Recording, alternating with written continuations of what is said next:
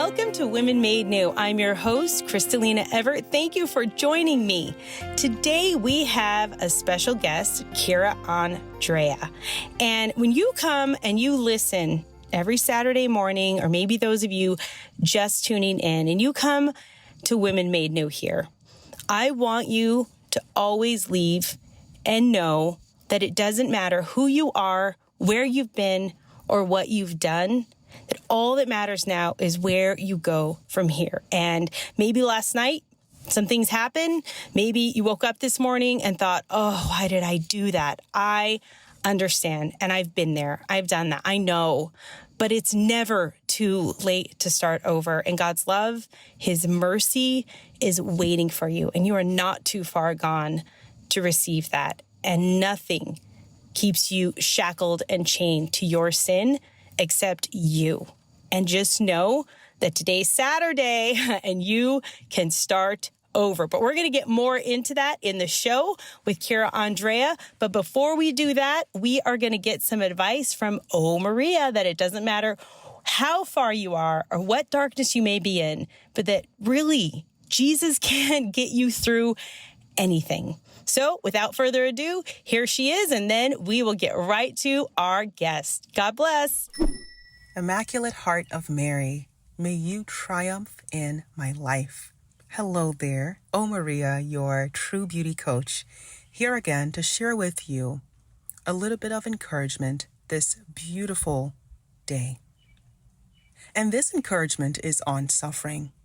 At times we go through such heavy, dark, desolate seasons in our lives, and we think that God may be angry with us, may have abandoned us, may have forgotten us, may be punishing us, and the list goes on in what we may think. But I am here today to remind you of the truth that God will never abandon His own, that God is intimately aware of all that we experience, and that He carries us in the palm of His hands, especially when it's hardest for us to function. And so how will I sum all of this up as to this truth?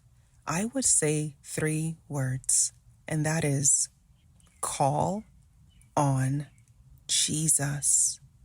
Call on Jesus.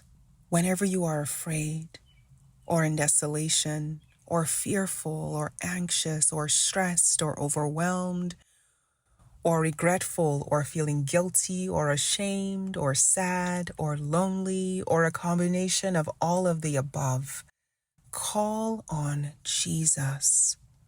Call on His holy name. Even if it's hard to pray, call on Jesus. And I truly believe that this is a secret sauce to growing in Godfidence. Calling on the name of the one by whose precious blood we were saved, in whose sacred heart we are nestled, in whose body, blood, soul divinity we are united in the most holy Eucharist. Call on Jesus. He is intimately aware of all that you go through, and may your remembrance of Him make you new again.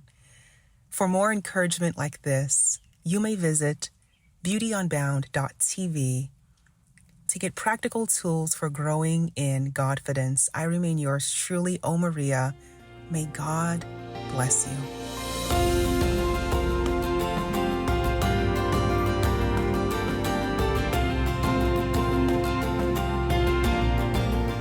Welcome to Women Made New. I'm your host, Crystalina Evert. Thank you for joining me. Today we have Andrea. Thank you for being here. I'm so glad to be here. Thank you for having me. I have come across you several times, and you pop up in my feed on Instagram. That's where I first heard about you. And I didn't know much about you, but you kept popping up, and even on different people's pages that maybe I would follow or that I work with.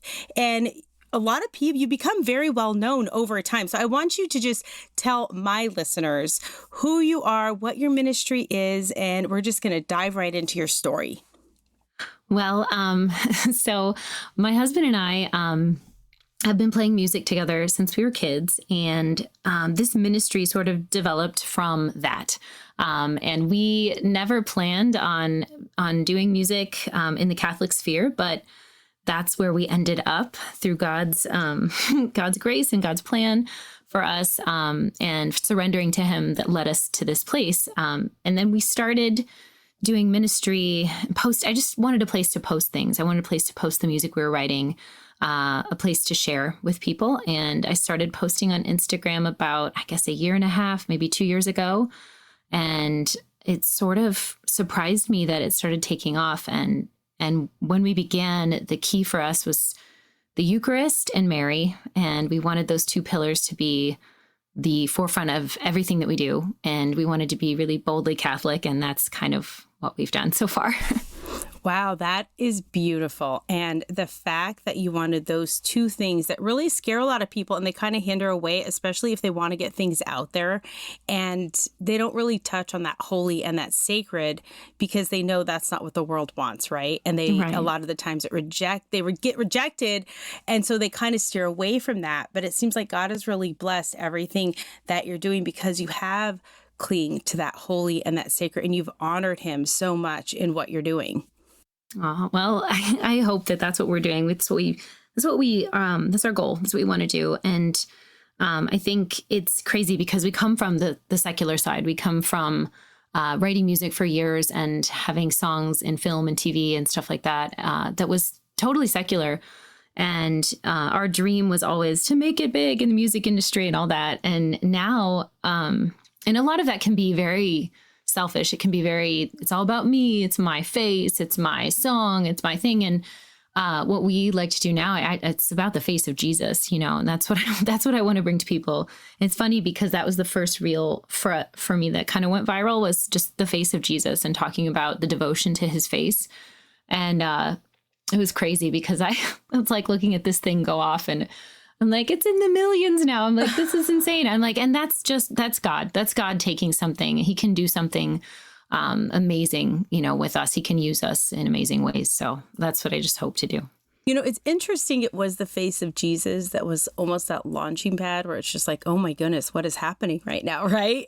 And because I think it's so hard for people to really grasp the face of Jesus, but really grasp it. And there's beautiful paintings and imageries and crucifixes, but to really contemplate the face of Jesus and behold His face. He had that human face. He had the nose and the beard. He had the whole thing. And it's just hard to even kind of grasp what that look like. And we have imagery to do that, but to have that devotion and to really just dive into that is really beautiful. And it's something so opposite of the world, right? And people don't take the time to do that or even really to think of it. We look at a crucifix or we look at a picture, but we really don't take time to contemplate what He looked like and what it would actually look like for Him to look at you. I think I'd be a little like, don't look at me, Yes. I think everybody has that moment of like, oh my gosh, it would be too much. No, thank you. They'd be kind of scared, but it's coming for everyone. Everyone's going to get looked at straight in the eyes, I feel, by the beautiful eyes of Jesus at some point in their life. So you said you started writing music with your husband when you were kids. How old were you? When did that start? How did you meet him? So we're both cradle Catholics. We both attended Catholic schools together, I think since almost preschool. Wow. And then we were in the same school, and about, I'd say 6th grade, I noticed that he played guitar and he was playing the school dances with his band. And I really wanted to join the band because I had just realized that I like to sing.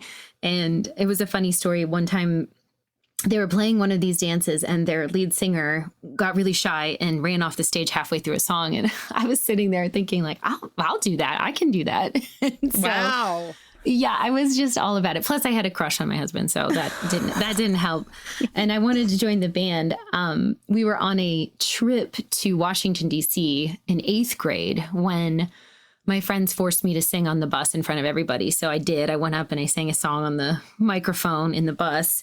And they all told my husband, who was on the other bus, and he was afterwards said, okay, well, do you want to audition for the band? And we were in the parking lot of the school. And I said, okay. And then he said, well, why don't you sing right now? So I did.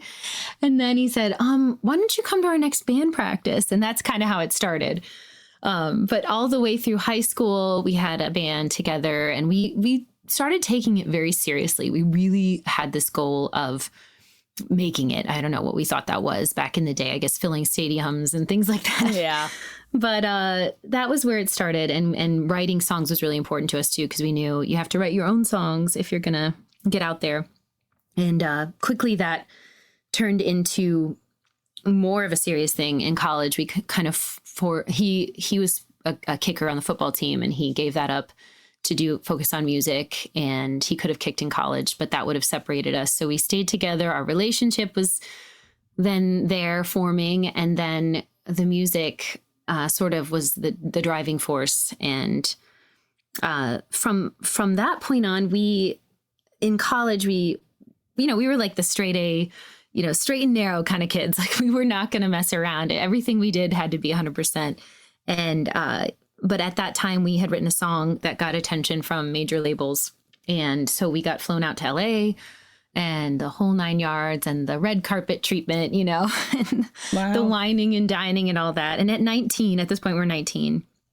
That was a lot. And we were not prepared for that, and definitely not really fully living our faith. It was mass every Sunday because our parents made us. Even when we were in school and college, they were like, no, you have to. My parents would come pick me up from school and make me go to mass, which I love, hardcore. which I now appreciate a lot more than I did back then. And so we went out, we showcased for this label, and we had a deal. It ended up all falling through, but at that point we were all in, and we were like, we're dropping out of school. We're going to do this. We're going to pursue this 100%. So the straight and narrow kiddos who were always, straight A students dropped out of college to pursue music and moved out to LA, and with not enough money to survive for a month out there. And our parents were like, you guys are crazy. But they did support us. They were very supportive regardless. But we moved out to LA, and one of our songs was covered by Ashley Simpson. So that got released on TRL and MTV and all that. Wow. Which was like a whirlwind, but it got us out there with enough to stay for a little bit and record more. Kept recording music. And from there, our first song that we ever wrote that was really more of like a prayer was the first song that kind of took off for us. It was called Courage Is.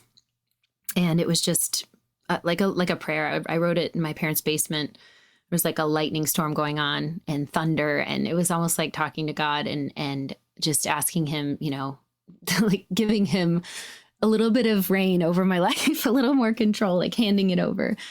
And so that's kind of where it all started. And from there, I guess we just kept going. We didn't want to give up.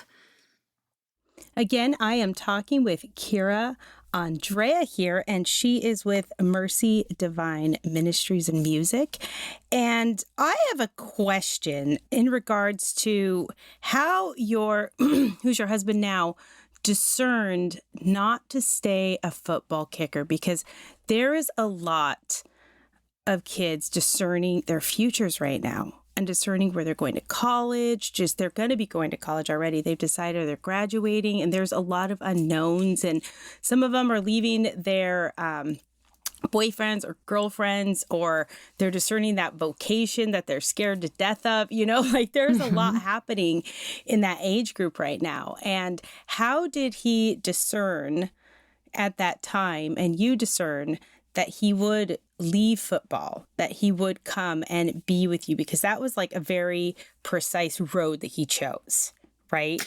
Yeah, at a young age as well. Yeah, it was difficult. I know that both of us could have gone far away for school, and he had a team that really wanted him in that position. And I know that was a struggle that he was going through, but we both just had such a passion and love for music, and it was such a shared passion and I think we were we started dating very young. So, in high school, and I was pretty gung ho. I was like, I know I'm going to marry this guy. I knew it. I was ready to get married probably when I was 18, but he was a lot farther behind that.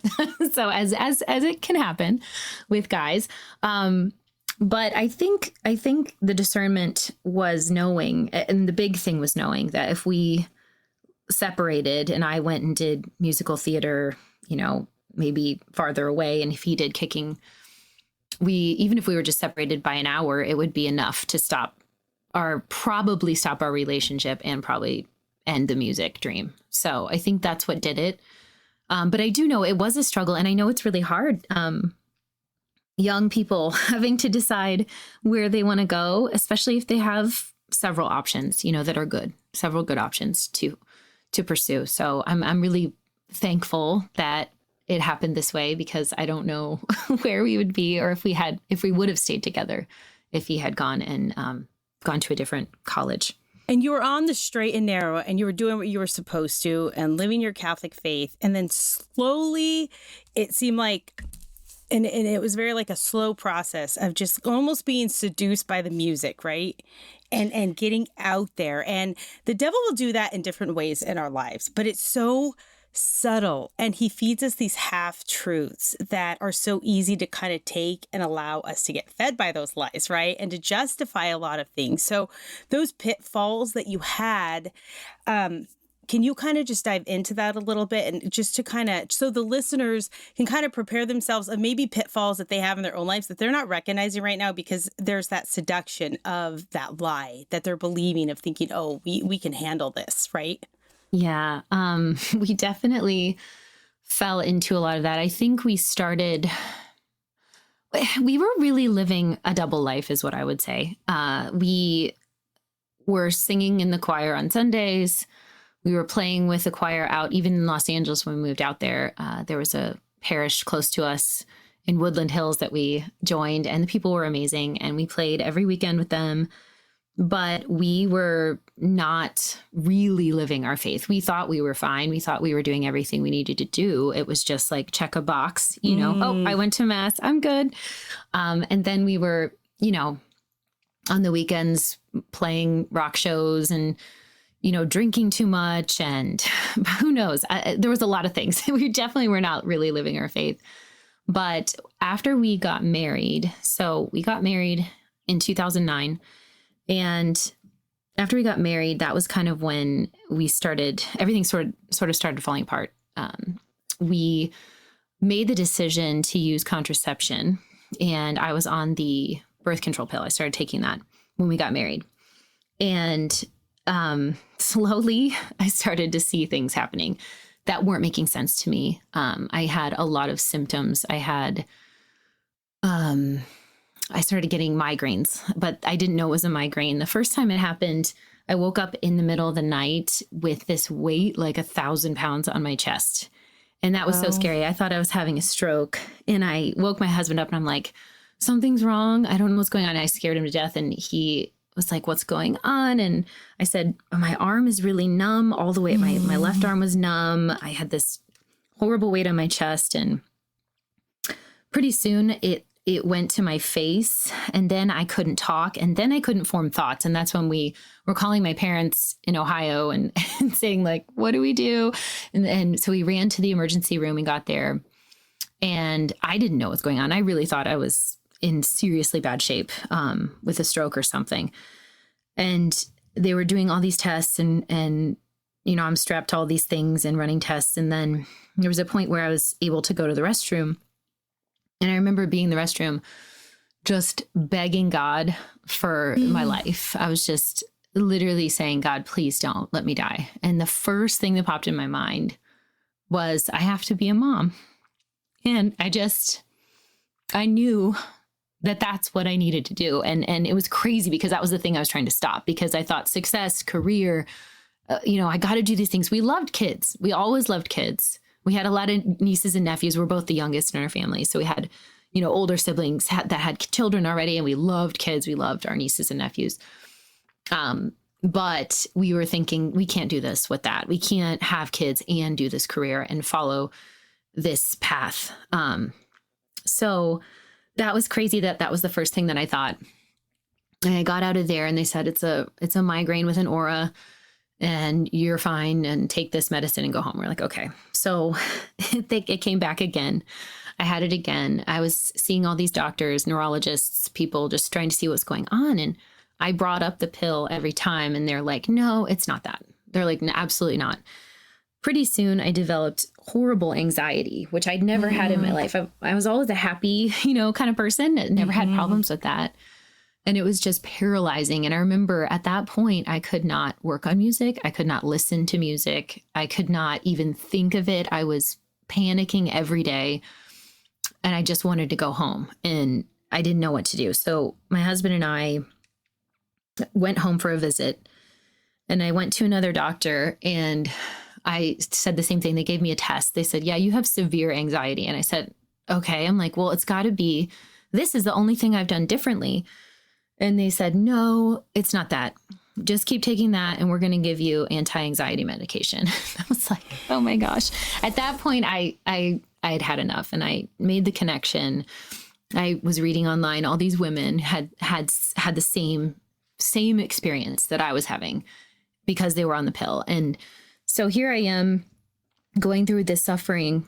And I remember being back in LA and we were watching TV, just flipping through the channels, and it was crazy. It was actually EWTN that we flipped onto, and it was Women of Grace. And they were talking about the birth control pill and how it can cause you to unintentionally abort a child. Wow. And we'd always been very pro-life. So that hit me really hard. And it was like the exact message I needed to hear at the exact right time. So we made the choice, and I made the choice, like, this is it. We threw away all the pills. I'm done with this poison. And at that point, we also started reading about, and I discovered Our Lady of Fatima, which I had never known about Our Lady of Fatima. Wow. And my husband did, because he had a traveling statue that would come to his house and they'd all pray the rosary when he was a kid. And it was Our Lady of Fatima. And I started reading this and I'm like, oh my goodness, we did not know where to start. We were these sort of cafeteria Catholics, just sort of picking what we wanted and living how we wanted, but, saying we were Catholic. And so we started with the rosary, and we started praying the rosary every day together. And we had to have a pamphlet because we didn't know how to pray it. So looking back, Our Lady really reached out and just touched our hearts. And through praying the rosary, through digging deep into the church's teachings on marriage, on what the plan is, God's plan for marriage, not our own plan, not what we make up, but being open to life and all that, the beautiful theology of the body, going into all of that, we came back and we were like, we have to go to confession and we have to get all of this out and we have to start over. And so we did, and it had been years. And I remember afterwards, we felt so, just like brand new. And we went to get frozen yogurt afterwards. We're like, oh, this is so awesome. So it was a great moment. Isn't it amazing when those chains get taken off that you have bound yourself up in? And it just started with little compromises that it's like, well, it's not that bad. It's not that bad. Well, there's so many other worse things, it's not that bad. And then you start almost like working against your own spirit. You work against your own body. And I took birth control in high school. So it's like just those little compromises, and it's poison. It literally is straight up poison. And it, you feel it, you justify it, or it can't be that. You keep saying it can't be that. When you're taking something to go against the way your body functions and works, and to stop something that God has given you to, and we work properly and perfectly, right? And when I was taking that birth control, I was depressed. I got anxiety, same thing. And there's something about it, but because you're going against your own spirit, it's like, and you're sinning, and you're taking poison in order to sin more. It doesn't make sense, honestly, if you step back and you think about it. But I understand women are fearful, and there's a desperation there. And how can I handle another one? Or how am I going to do this? And almost like, well, I can do it later, right? That later of I can have children later, first my career, and then I'll settle into that, right? But I've got to like kickstart this. I've got to do this or I'm going to miss out. And you have this fear like you're going to miss out. You're not going to accomplish the things that you want to accomplish.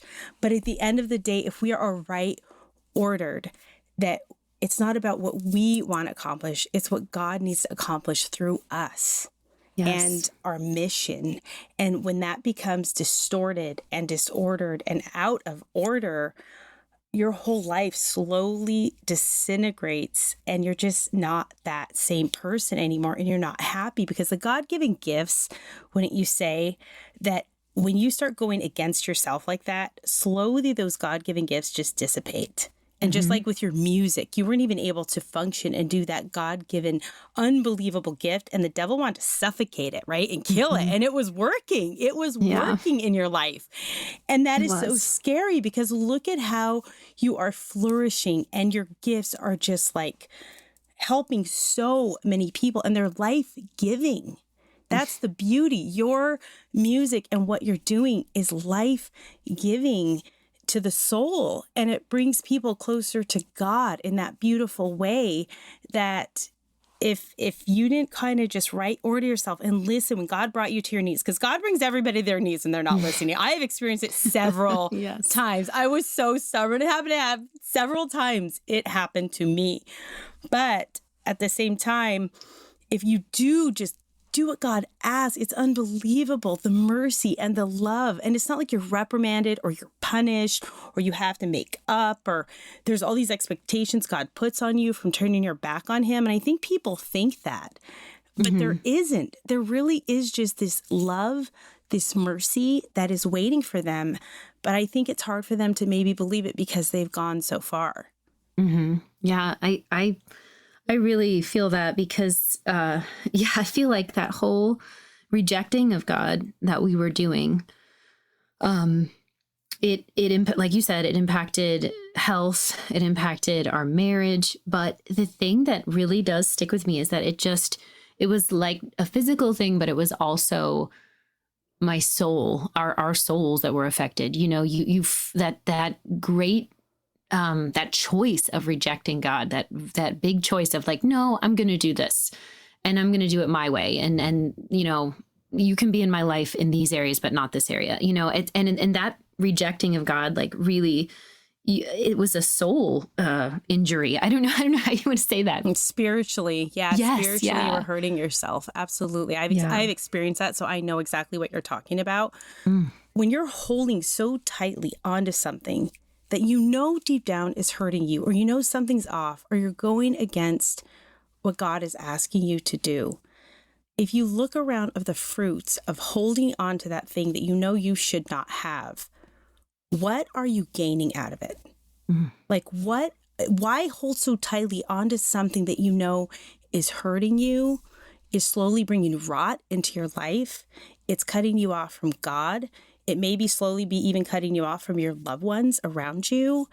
And why hold on? Because how on earth are you benefiting from holding on to that thing?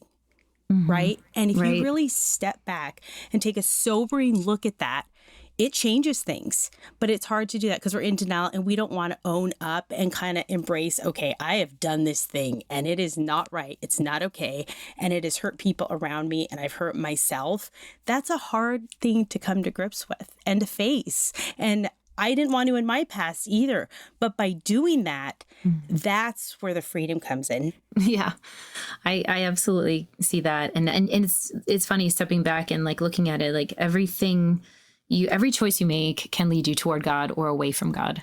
And we, you know, like you said, it starts small and then it grows. And then before you know it, you're in trouble. And I love that Fulton Sheen quote.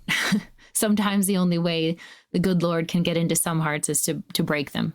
And I think that's what we needed. We needed a broken heart to really see that we were so far off of his plan and what he wanted for us. It's funny that you talked about holding on to that sin or that, even though it was hurting, holding on to it. There was a song I was writing back then called Shelter. And I was in this deep, depression, anxiety time. And I had started writing the song, but I couldn't finish it. And the beginning of the song was, the first line was, "There is a sadness in my bones and I cannot let go of the sadness." And that's kind of like what you're saying. Like, I couldn't let go of it, but I didn't know why. And I didn't know what I was supposed to do. I was just so confused. And months later, after coming off the pill and after starting to change our lives and coming back to God, we were down in Nashville, we were doing a writing session, and we were able to finally finish that song that I'd started months ago, because I know I couldn't finish it. There was no light at the end of the tunnel. It was just darkness. And then the bridge of the song is, "You showed me how to knock it down, the mountain standing in front of me. You showed me how to crawl back out of who I didn't want to be." And it's like, and then just that, that God is there, and then shelter me from the cold, starless night, shelter me from the ghosts in my mind. I feel alive when I'm in your arms. You set me free, shelter me. So that was the end. Like, the song came together because I finally had the light again. I finally had God, and I finally knew who was going to rescue me from this distress that I was in. And it was amazing to be able to actually physically see that like happen in a real way in a song that we weren't able to finish until we actually stopped the sin, stopped the sinning, stopped the evil that was going on. And you came out the other side, right? And you were saying those words, and that brought tears to my eyes. I don't know about you, listeners, that brought tears, because I've experienced that, and I know, and it just spoke to my heart, because it's so true. And so often we hold on to things when God wants us to have so much more in our lives. Okay, we are going to take a quick break, but we will be right back, and we are going to go to our friends over at EWTN. Stay tuned.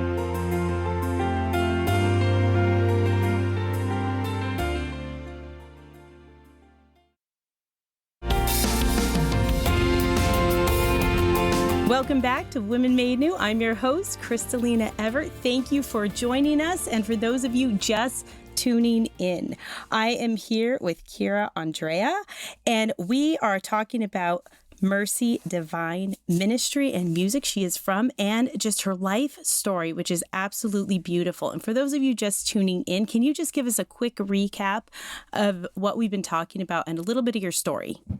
Sure. So grew up a cradle Catholic, my husband as well, met in grade school, ended up taking music very seriously. And it took us all the way out to Los Angeles. We moved there from Ohio and were working to make it in the industry. Had a big reversion when I realized that using the birth control pill was actually really hurting me and my husband, our marriage, and it caused a lot of bad symptoms, physical, emotional, and spiritual, and got off of that, had that big reversion back thanks to Mama Mary. And then we were on this new journey. So at that point, we were still doing music. We were in Los Angeles still. One of the last things that happened before we came home was we were on America's Got Talent, which is kind of nuts. Wow. It was crazy. A wild ride, I would say. It was fun. We made it to the top 48, the live rounds. So we got to compete in the live rounds. And it was actually just a lot of stress, though. But it was crazy. Just being on a TV show is nuts. But like, that's something that's really amazing in the world's eyes. It's like, oh my gosh, you were what? But deep down, did you hear those little whispers in the middle of all of that, which is unbelievable, right? And there's a lot going on. Did you still hear those small, still whispers of God in your heart? Mm-hmm. Yeah, absolutely. We definitely, it was sort of like you start to see behind the curtain, I guess, of the whole industry, like everything. It's very planned out. Everything's very, I guess, pre-planned. And if you're not part of it, like, it's not going to happen for you. And it was sort of a kind of like a little wake up call too of, this is one thing and it's maybe not for us. Like, I don't know. It just sort of made us realize, like, what is the point of what we're doing and why are we doing it? And little by little in our music, those whispers, that you're talking about, our music started to become more and more and more about our faith and in a secular way. So our last album was called The Day the Light Went Out. The last one we did with our band, The Strange Familiar, that was before all this Mercy Divine stuff started. But The Day the Light Went Out was, the song itself was based on the Passion of the Christ. So it was the book, The Dolorous Passion of our Lord Jesus Christ by Blessed Anne Emmerich. So the song like uses lines that she talks about in her descriptions of the Passion, and which I guess the movie was partly based on what she wrote and stuff. So her visions, and it was just crazy how that was in that song. Like, and people wouldn't necessarily know because it wasn't like blatantly Christian, but a lot of themes like made it into that last album. Songs about abortion, which you may not know, but like that, it wasn't obvious. Nothing was obvious, but it definitely made it in there. So God was speaking to us and leading us down a path that was not anything that we had planned. We moved home as we were recording our last album out there in LA. And it was so funny. We moved home. As we were moving home, we got a call from a label in New York, and they were an indie label, and we signed with them as we were coming home. So it was kind of crazy. It was like, we lived out here all this time, 5 or 6 years, and we never ended up getting signed out here. We had some good things happen, but as we're leaving, we get signed with a label in New York. So it was funny. So that happened. And then that was after confession, and you had all these realizations, right? Yes. This was after like starting this reversion process, which I'm realizing was a process and still is a process. It's not, It definitely wasn't like a one-time thing. It was just sort of like, we started diving into our faith. We started embracing the real, the teachings of the church on marriage. And as we were making that journey home, we started realizing we were still afraid to have children. So here we are, we're signed to this new label, and we're thinking like, okay, well, we're not going to ever do what we were doing before. We're going to follow God's plan. We're going to do what he says. But at the same time, like, we were still scared. Like, what if we do become pregnant? Like, what if we how can we do this and do that together? See, the devil always comes back after you break free, okay? I'm going to warn all of you. For those of you that are like, oh my gosh, I need to get to confession. And I say this every Saturday, so here I go, everyone. It is Saturday, and there is confession everywhere. Typically in most Catholic churches around the country, where you can go to confession this afternoon. And I always say there is nothing more important than being right with God. And you can go and you can do that, and his mercy waits for you today. But the warning here is, after you really give yourself over and you don't go and do those half-hearted confessions, we're talking real deal confession here, right? And really embracing what God wants you to do in your life, the devil will come back in such subtle ways and try to pull you back in, because he knows you're still kind of weak. He knows where that chink is in your armor, and he will come directly for that and see if he can get you to slowly fall again, right? Right. Absolutely.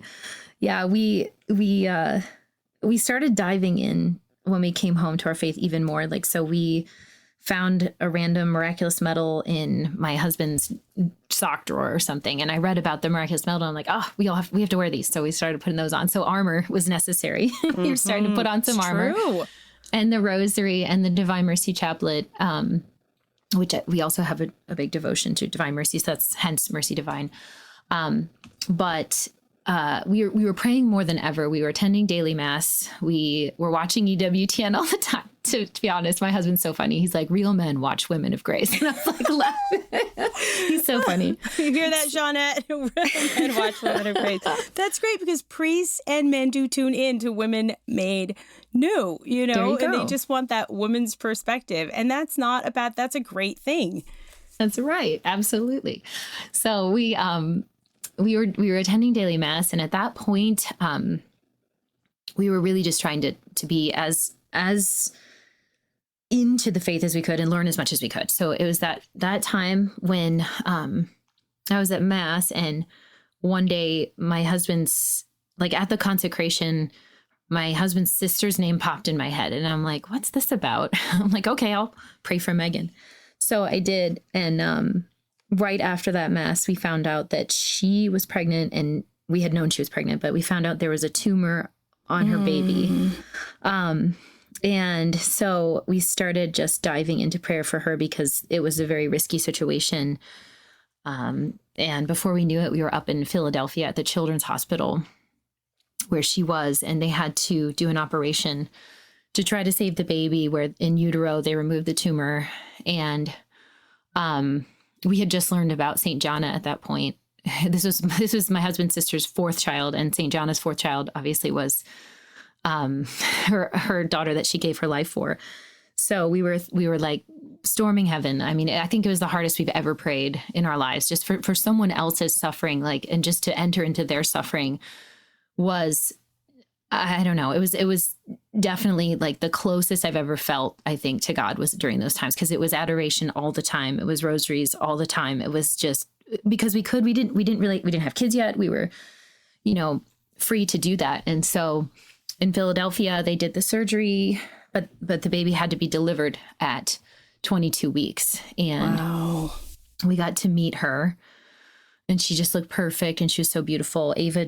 Eva Gianna, they named her. So, and we were there, and we were witnessing them going through this trial by fire, and they, at one point, they were just, so worried for their baby, and they just wanted her to live so bad. And they were looking at us, and we were praying. We even got them to pray the rosary with us. And, there was one point where her husband was like, "So when are you guys going to have kids?" Right in the middle of that, all this suffering. And that's what they're thinking about. He's like, there's nothing better, And so that hit so hard. I realized, like, what are we doing? Why are we afraid of this? Because love is suffering, and true. And to love is to suffer. They go hand in hand. So we prayed so hard. They brought the relic of St. John was brought to the baby. She was baptized by a sister from Immaculate Heart of Mary in Pennsylvania, or not Pennsylvania, I'm sorry. Yeah, Pennsylvania, Philadelphia. And then we are from the parish Immaculate Heart of Mary here in the Falls. So we thought that was a cool coincidence. And so we drove home, and then we were praying so hard and praying the rosary for her. And we were outside. We went to my husband's grandpa's gravesite and his aunt who had passed away years and years ago. And we were praying there, and it started to rain, and we were just crying out to God, just begging for the life of this child. And this double rainbow just appeared, like right above us. And we were like, it just hit so hard. We were like, okay, God is letting us know he's in control of this situation, not us. And you can't control it. It's all in his hands. And the baby ended up passing away, but, they were about a year later, they were blessed with another child. And we believe Ava's in heaven because she's baptized and she's a little baby. And I think that's that beautiful miracle, Yes. They have a saint, in heaven. So, yeah. And it's crazy because after that, for us as well, about a year later, we had our first child, a daughter. And when you found out you were pregnant, were you happy? Were you scared, hesitant? I know I've experienced all emotions. Let's be honest. I have 11. I have experienced every emotion I think you could have by 3 in heaven. But what was that like for you? It was scary. I was scared. I was excited. I was, but it was so funny because the culture makes you you're so inundated in this message of fear of children. And I think it's even more so today, like than back then. And I was just so confused. And I remember driving in the car and hearing, for the first time, "Lord, I Need You" come on the radio. Oh. And I just was bawling because I didn't know how to handle this. How do I be a good mom? How do I do this? How do I balance everything? And I remember I was even afraid to tell my mom that I was pregnant. How silly is that? Like she'd be mad at me or something. I'm like, what? Wow. And she's like, Kira, she's like, that's the best thing in the world. And I'm like, oh, okay. Yeah, you're right. It is. So it took a minute, but we were happy and afraid all at the same time. And we actually wrote a song about it called Rain because our daughter's name is Rain. And we were going to name our baby Rain if it was a boy or a girl. And so we wrote the song, and it's basically like just every emotion and thought that ever went through our minds, wanting to be the best parents we could. And just praying that we could be what God was calling us to be for this child. And she is such a blessing, I have to say. And then all our kids, like we have three, but they're just amazing. I was like, what were we so afraid of? This is the best thing ever, Wow. Doesn't get any better than that. So what does your ministry and just kind of your day in, day out life kind of look like now with your music and what you're doing? So we, when we switched gears and we started playing for Mass, that was the first thing. We were asked to play for a Mass for like a youth Mass in our local parish. And we kind of took a little time off when we had kids. We just said, you know what, let's just be parents. And that wasn't like we failed. It was more like, this is what we want to do. I want to dive into just being a mom right now. It's a season. They're all seasons, right? Yes. And that was the right thing to do. And that's, I'm sure, what God wanted you to do, because there's just this time where you need to be with your kids with no distractions and just embrace and grow in that gift of motherhood that God gives you. Because it's not easy. It's not. But when you do it, God really does bless that and bless that time. And I feel like in that time, your gifts are growing without you even knowing. So if he does call you back to ministry, he does call you back to go to your music as he did, it's so much stronger and fine-tuned because of what you went through and you gave everything to him. Yeah. And we learned that. We learned the surrender that was necessary because when I had my first Rain, everything was fine at first, but then I ended up in the ICU very quickly afterwards. There was I went through an operation basically that resulted in a massive infection. And an abscess, huge abscess so they didn't know if I was going to make it. It was one of those. And I literally went from like totally fine to so sick within like a second, I feel like. Wow. And, so we were there within that moment of suffering. And just, there was one point in the hospital in the ICU where, a priest came in to visit.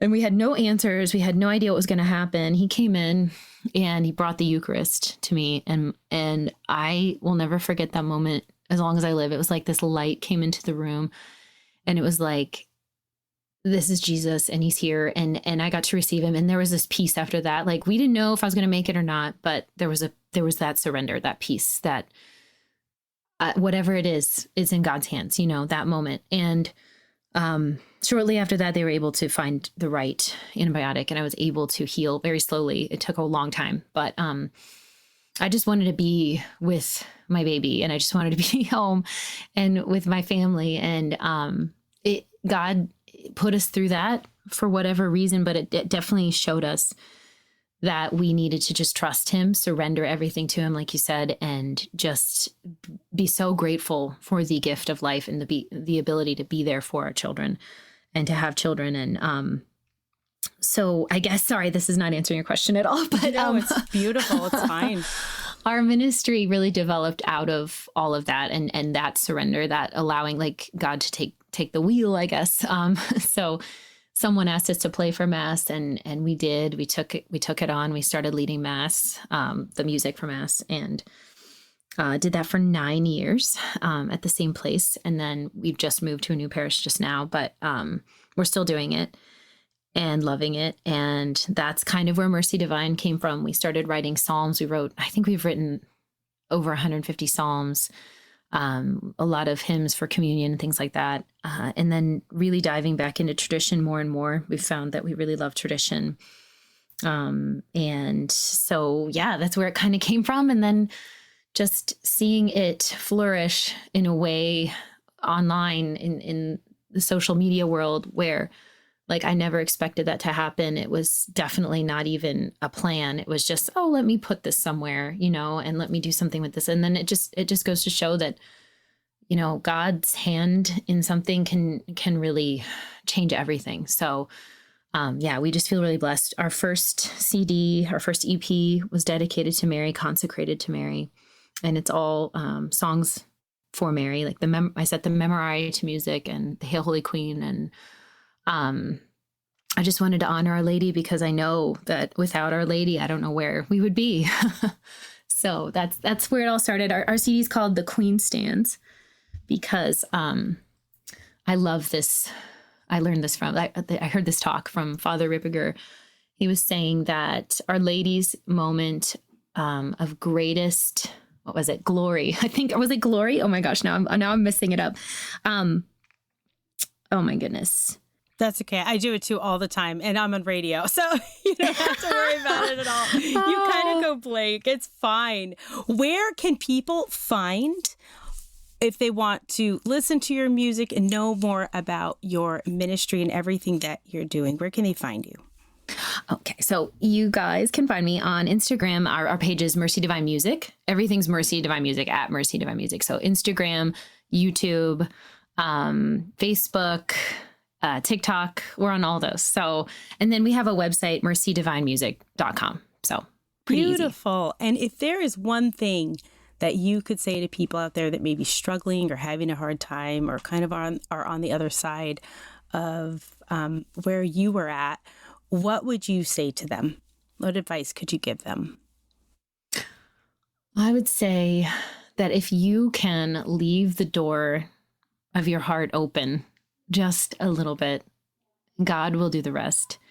If you have your heart open just a little bit, He will break that door wide open, and He will show you His love and mercy, and He will bring you to Him. And I think if you can also, at the same time, just embrace Our Lady. She's not going to let you falter. She's going to bring you to Jesus every time. Beautiful. That is beautiful. Well, thank you for being here. God bless you and everything that you do, and know of our prayers. Oh, thank you so much.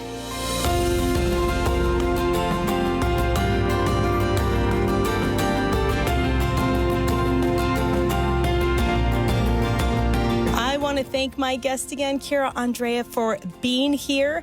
And I wanted to close today's show a bit differently and get a taste of her beautiful voice and her music. So we are going to actually close today's show with a prayer of her singing the Memorare. Have a great weekend, everyone. God bless.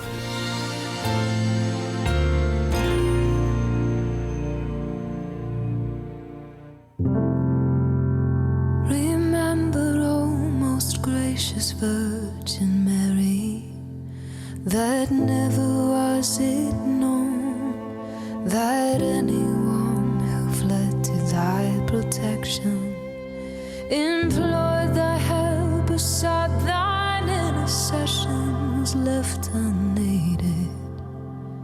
Inspired by this confidence, I fly to thee, O Virgin of Virgins, my mother, to thee do I come. Before thee I stand, sinful and sorrowful. O Mother of the Word incarnate, despise not my petitions.